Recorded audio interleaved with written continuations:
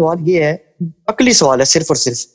انہوں نے کہا جی وہ یہ سوال ہے کہ جو علامہ حسن اللہ یاری صاحب اور دیگر جو اہل تشیع علماء اعظام فرماتے ہیں کہ حضرت مولا امام علی علیہ السلام ہی کو پہلا خلیفہ ہونا چاہیے تھا، جی تو وہ یہ کہتے ہیں جی کہ مجھے یہ چیز بتانی ہے، اس پہ مجھے عقلی جواب چاہیے کہ اگر حضرت مولا علی علیہ السلام کو پہلا ہی خلیفہ چن لیا جاتا جی تو آج حسن اللہ یاری صاحب کی خدمت میں گزارش ہے کہ ہمیں بتا دیں کہ آج جو پریکٹیکلی اس وقت جو دنیا میں نظام ہے، جو اسلام ہے، جو لوگ مسلمان کہلا رہے ہیں، ان میں کیا کیا چیزیں فرق ہوتی ہیں، یعنی اسلام میں ایسی کون کون سی چینجز ہوتی ہیں، یا آپ کے پاس جو پہنچا ہے اس میں کیا کیا ایسی میجر چیزیں ہوتی ہیں کہ آپ کہہ سکتے ہیں کہ یار یہ فرق پڑ گیا.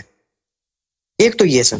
جی دوسرا انہوں نے سر یہ کہا کہ عقلی طور پہ یہ بات بھیجی ہے کہ حضرت مولا علی علیہ السلام ہو یا رسول اکرم صلی اللہ علیہ وسلم ہو، دین تو بیسیکلی صرف ایک اللہ کا ہے.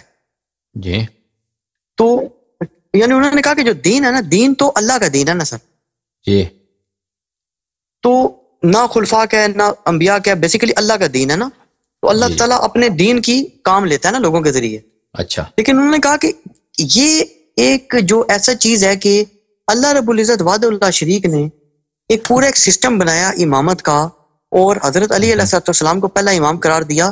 تو وہ کہتے ہیں کہ عقلی طور پہ یہ سوال ہے کہ یہ تو کوئی شخص اعتراض کر سکتا ہے کہ نعوذ باللہ یہ کیوں کر ممکن ہے کہ جو اتنا امپورٹنٹ سسٹم ہے اس کو اللہ پاک نافذ ہی نہ کرائے، یہ کیسے ممکن ہے؟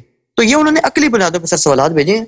ان کو کوئی زیادہ نالج نہیں ہے اس کا، یہ یعنی کہ علوم کا نہیں پتا، بالکل سرے سے نہیں پتا، لیکن عقلی طور پہ بھیجے ہیں. تو ابھی جو دین تو نافذ تو نہیں، ابھی آپ سب کو پتا ہے دین کہاں نافذ ہے ابھی. اس میں تعجب کی کیا بات ہے؟ اللہ تعالیٰ کے دین کب نافذ ہوا ہے؟ جیسے اب ہم نماز پڑھتے ہیں، روزہ رکھتے ہیں، ہاں اپنا شادی ہوتی ہے، نکاح ہوتا ہے، طلاق ہوتی ہے، مطلب ساری زندگی کے معاملات مسلمانوں کے چل رہے ہیں نا.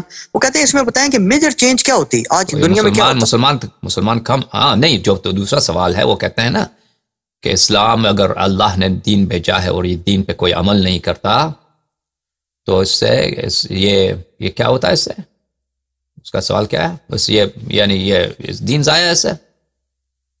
نہیں، دوسرا سوال جو انہوں نے کیا نا وہ تو یہ تھا نا کہ اگر اللہ پاک رب العزت نے باقاعدہ اتنا بڑا نظام بنایا تھا، نبوت کے بعد امامت کا اتنا بڑا ایک سسٹم بنایا تھا، اس پہ عمل کیوں؟ یہ تو اللہ کی ذمہ داری ہے نا کہ وہ اس کو نافذ کرے، دیکھیں ہر صورت نافذ کرے.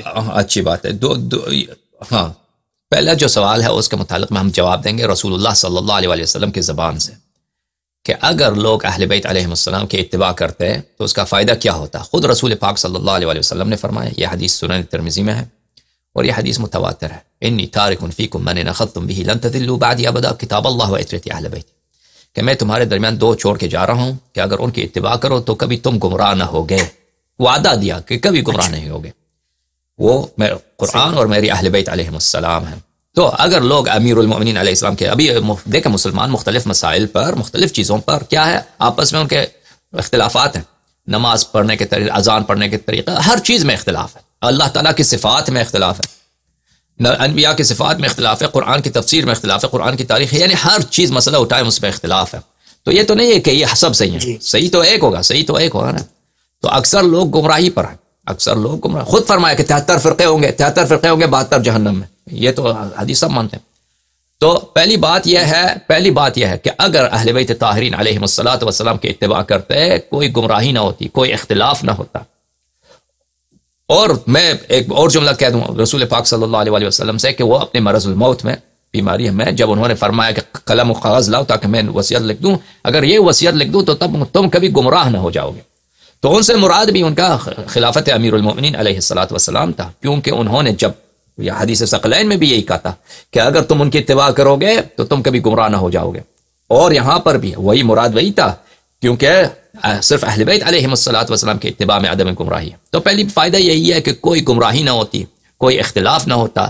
دنیا بالکل جیسے کہ رسول اللہ صلی اللہ علیہ وسلم نے فرمایا کہ آخر الزمان میں میرا فرزند امام مہدی علیہ الصلوۃ والسلام ظہور فرمائیں گے اور وہ دنیا کو عدل سے بھر دیں گے، جیسے کہ دنیا ظلم سے بھرا ہوا ہوگا. تو یہ کام اسی وقت ہو جاتا، اسی وقت رسول اللہ صلی اللہ علیہ وسلم کے بعد رسول اللہ صلی اللہ علیہ وسلم کے بعد دنیا عدل سے بھر جاتا، نور توحید سے بھر جاتا، دنیا میں نہ شرک رہتی نہ کفر رہتا، دنیا میں سراسر اسلام قرآن، اور وہ بھی صحیح اسلام صحیح قرآن۔ ابھی مسلمان جو اسلام نافذ کرتے ہیں، ایک ہمارے طالبان ہے، ایک داعش ہے، ایک اسلامی جمہوریہ ایران ہے، ایک اسلامی جمہوریہ پاکستان ہے، جب بھی یہ اسلام نافذ کرنے کی کوشش کرتے ہیں وہ اسلام کا ایسا بدنام کرتے ہیں کہ سب کافر ہمیں اور اسلام کو لعنت کرتے ہیں۔ اسلام کی ایسی بدنامی ہوتی ہے نا، وہ صحیح اسلام کہ لوگ اس کو دیکھ کر عاشق ہو جائیں دین کی، وہ اسلام نافذ کرتا اسی زمانے سے۔ تو یہ جو وہ تھوڑا سا کر دینا کہ یعنی اور آج والے میں کیا فرق ہوتے ہیں؟ فرق یہی ہوتا نا، فرق یہ ہوتا کہ دین میں جو اتنے اختلافات ہیں، دیکھیں عزیز، دیکھیں ابھی عرض کر رہا ہوں نا کہ ابھی مسلمان کے اتنے فرقے بن چکے ہیں، اور رسول اللہ صلی اللہ علیہ وسلم نے وعدہ دیا کہ سب فرقے جہنمی ہیں سوائے ایک فرقے کے۔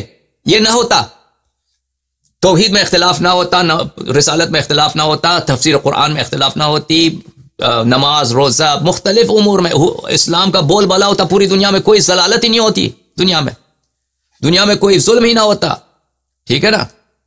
اسلام تو اسی لیے آیا ہے کہ اللہ تعالیٰ اس دین کو بھیجا ہے، اس کس لیے بھیجا ہے؟ اس لیے بھیجا ہے کہ بھلے وقد ارسلنا الرسل وانزلنا معهم الحدید بھلے لیقوم الناس بالقسط، تاکہ لوگوں میں عدل داد ہو، تاکہ دنیا میں عدل کا انصاف کا بول بالا ہو۔ اب انصاف ہے دنیا میں، مسلمان کیا انصاف کرتے ہیں آپس میں؟ نہ مسلمان آپس میں انصاف کرتے ہیں اور نہ کسی دوسروں کے ساتھ انصاف کرتے ہیں۔ تو اگر ہوتا تو یہ فرق بہت عظیم فرق ہوتا کہ دنیا میں کوئی گمراہی نہ ہوتی، یعنی وہی ہدف جس کے لیے اللہ تعالیٰ نے اپنے حبیب صلی اللہ علیہ وسلم کو بھیجا ہے وہ ہدف کامل ہوتا۔ پہلی بات تو یہ ہے، ٹھیک ہے نا جی۔ دوسری بات یہ پہلے سوال کا جواب کہ فرق کیا، یہ بہت عظیم فرق۔ اس میں ایک گزارش کر دوں میں چھوٹی سی؟ جی اس میں سر آپ کے سوال سے جو میرے ذہن میں آیا نا سوال مزید، وہ یہ ہے کہ کوئی شخص یہ بھی تو کہہ سکتا ہے نا کہ چلو اہل سنت پر تو یہ الزام آ گیا کہ انہوں نے تو نہیں مانی نا بات آپ کے بقول، لیکن آپ کے جو اہل تشیع اثناعشری ہے آپ سے پہلے بھی تو 14 سال سے ہیں، انہوں نے تو مانا، اماموں کو آخر لوگوں نے مانا تو ہے، تو ان کے پاس جو دین ہے ہمیں وہ دے دیں، ہم اس کو نافذ کر دیتے ہیں، اس کو پڑھ کے سمجھ لیتے ہیں اگر سیکھنا چاہیں تو۔ کیا آپ کے پاس حاضر ہے؟ آپ قبول کرو، پہلے قبول کرو توحید کو، پھر نبوت کو، پھر امامت کو ہماری قبول کرو، لازم بات ہے، ٹھیک ہے نا۔ آپ قبول کرنے کے لیے تیار ہیں، ہم دلیل لے کے آئے نا، ہمارے پاس شیعہ عوام کے پاس کیا دین کامل موجود ہے؟ کیا کہہ رہے ہیں؟ اچھا یہ آپ کا دعویٰ ہے؟ کیا کہہ رہے ہیں؟ سوال نہیں سمجھ آئی۔ میں آپ سے یہ پوچھوں نا کہ ایک تو یہ دعویٰ ہوتا ہے نا کہ جی لوگوں نے کیونکہ ائمہ اہل بیت کو چھوڑ دیا اس لیے اللہ رب العزت نے سزا دی اور ان تک صحیح دین پہنچا ہی نہیں۔ ایک یہ کہ سنیوں تک تو نہیں پہنچا لیکن شیعوں تک پہنچا، بالکل آپ کا اس میں کیا موقف؟ بالکل صحیح پہنچا ہے، شیعوں کے پاس جتنا پہنچا ہے صحیح پہنچا ہے، شیعوں کے پاس جتنا پہنچا ہے 100% صحیح پہنچا ہے شیعوں کے پاس۔ دیکھیں ہمارا موقف یہی ہے کہ ہمارے اور آپ کے درمیان جتنے مسائل اختلافی ہیں نا، توحید سے لے کر میعاد تک، بھلے فروع میں طہارت سے لے کر دیات تک جتنے اختلاف ہے، ہر مسئلے اختلافی میں شیعہ حق پر ہیں، آپ لوگ جو بھی اختلافی ہے، مشترکات تمہیں تو سب صحیح ہیں، جو اختلافی مسئلے وہ ہم حق پر ہیں، ہمارا موقف ہی یہی ہے۔ اچھا یہ اصول میں فروع، بالکل ہمارا چیلنج ہے۔ تو پھر آپ کے درمیان اختلافات نہیں ہیں؟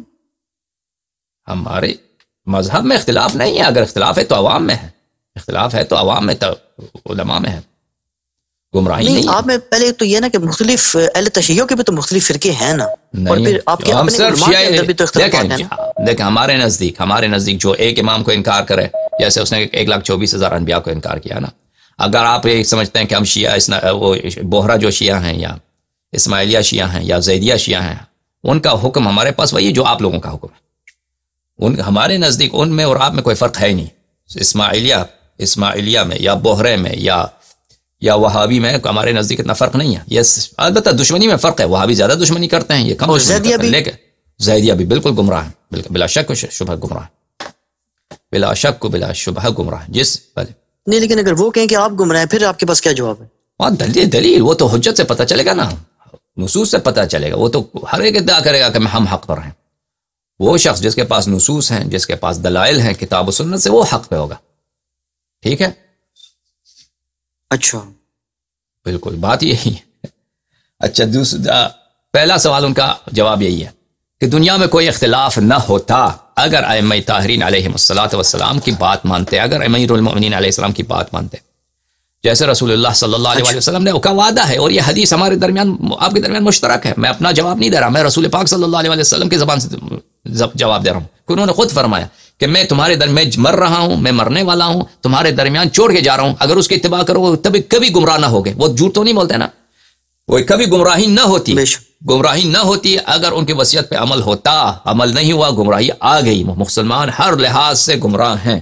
ٹھیک ہے، یہ ایک. دوسری بات، انہوں نے سوال کیا ہے کہ اگر اللہ تعالیٰ نے یہ وعدہ، امامت ان کا حکم ہے، تو وہ نافذ بھی کرتے، وہ نافذ کریں گے نا آخر زمان میں. ہمارا بھی یہ موقف ہے کہ ہاں نافذ ہوگا. یہ اللہ تعالیٰ کا نور جو ہے یہ خاموش نہیں ہوگا. یہ اللہ تعالیٰ کا وعدہ ہے. دوسرا نبی نہیں آنے والا، دوسرا دین نہیں آنے والا.